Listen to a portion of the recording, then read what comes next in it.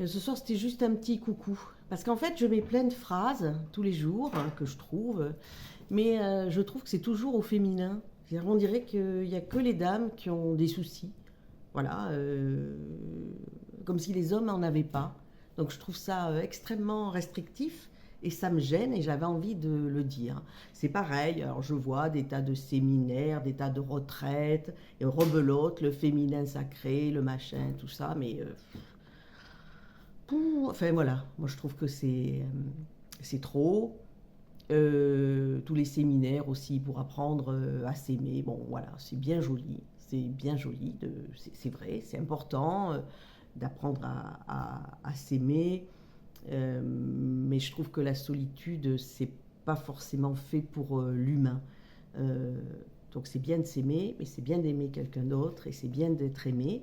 On sait d'ailleurs que les couples vieillissent mieux et plus longtemps que des personnes célibataires. Donc au niveau de la santé, c'est vrai. Et puis il n'y a rien de mieux que l'amour, je le dis souvent. Alors c'est vrai que ça demande des ajustements. Je pense aux personnes seules en prenant de l'âge. C'est vrai que c'est plus compliqué. Je parlais des ajustements l'autre jour. C'est vrai que chacun a une vie, chacun a ses casseroles et qu'on peut essayer d'ajuster. Je crois qu'il faut surtout se parler. Encore une fois, c'est communiquer. C'est aussi comprendre que l'autre peut avoir peur parce qu'il y a eu des échecs, parce qu'il y a la peur de s'engager, de recommencer. Et il peut y avoir un évitement de l'un ou de l'autre, de l'un qui va faire vite, vite, vite marche arrière, de l'autre qui va hésiter peut-être à prononcer les mots, à présenter à sa famille, à ses amis en tant qu'officiel. C'est vrai que ça peut être quelquefois un peu difficile et je crois que vraiment il faut en parler. Je pense qu'on est plus spontané quand on est plus jeune. C'est vrai que la lourdeur du passif fait peut-être qu'on est quelquefois plus lent au démarrage. Vous voyez, on est un peu le diesel qui a déjà quelques années de vol. Voilà. Donc c'est ça que j'avais envie de vous dire ce soir, que les femmes ont le droit d'être heureuses, que les hommes ont le droit d'être heureux aussi.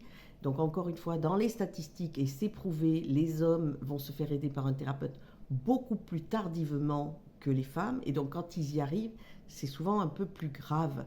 Ils ont du mal à dire, je connais quelqu'un qui est, voilà, c'est plus difficile à avouer. C'est comme si c'était une perte de virilité. C'est exactement comme l'homme à qui on enlève sa voiture. C'est une perte de virilité alors que pas du tout.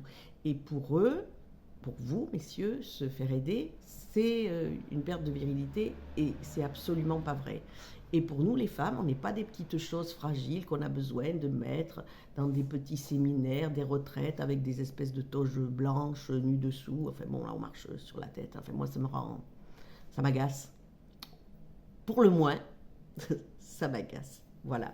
Et puis pour les couples donc un peu plus âgés, un peu plus mûrs, un peu plus matures, oui, c'est ça, on dit souvent matures, eh ben, communiquer et puis il faut se lancer. Il ne faut pas hésiter parce que l'amour, c'est beau. Voilà. Ciao.